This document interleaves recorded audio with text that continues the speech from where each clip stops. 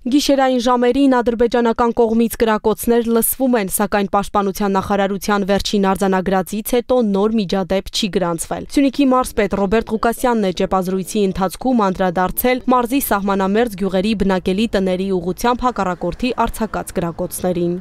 Խուճապը սյունեցիների շրջանում դժվար կտարածվի այս եղանակով, բայց թե կոնկրետ բուն նպատակ որն է դժվար կլինի պատասխանել, որովհետև կարող են պատճառները տարբեր լինել։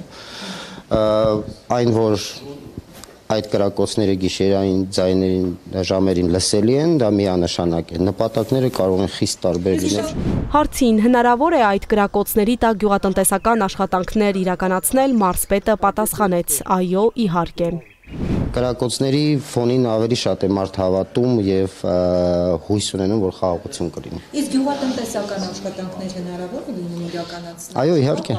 Չէ, որովհետև ընդհանրապես ցերեկային ժամերին կրակոցներ չեն լսում, ինքը հատուկ գիշերային ժամերին է կրակոցները լինում։ Մարզի ղեկավարը շեշտեց, որ տարածված տեղեկությունը, թե իբր մարդիկ ցանկանում են լքել գյուղերը, չի համապատասխանում իրականությանը։ Նա անդրադարձավ նաև օրեր առաջ տեղ համայնքից երկու պատանիների մոլորվելու դեպքին, նշելով այն հատվածներում, որտեղ նրանք էին, կապ գոյություն չունի։ Երբ որ այդ լուրը տարածվեց, բնականաբար ես չգիտեմ, այստեղ մարդ կար, ով փորձել էր ինձ հետ կապ հաստատել, ես հրաժարվեցի որևէ բան ասել, ինչի համար, որովհետև տեսեք, կա մի լուր, որ իրականում երկու երիտասարդները չկա։ Եվ այստեղ ցանկացած բան, որ իմ կողմից ասվեր, դա չէր լինի 100%-անոց ինֆորմացիա, հետևաբար ես զերծ պահեցի որևէ բան ասելուց, բայց այս պահին ինչքանով որ ես տեղյակ եմ, այո, իրենք չեն հատել սահմանը,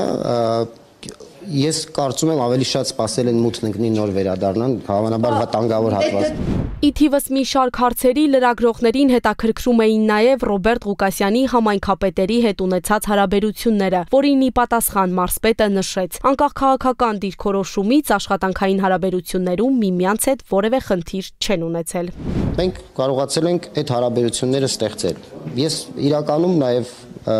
ուրախ եմ, որ այդ միջավայրը ստեղծվել է, որովհետև դրանից շատ բան էր կախված։ Հիմա տեսեք հարց եք տալիս, ասում եք մարդիկ ուզում են լքեն թե ոչ, պատկերացրեք մի պահ, եթե քաոս լիներ Սյունիքում, ապա ինչքան մարդ իրականում կցանկանար լքել Սյունիքը, հետևաբար նաև շնորհակալ եմ բոլոր համայնքապետերին, որ եկեք անվանենք դիմադրողականություն։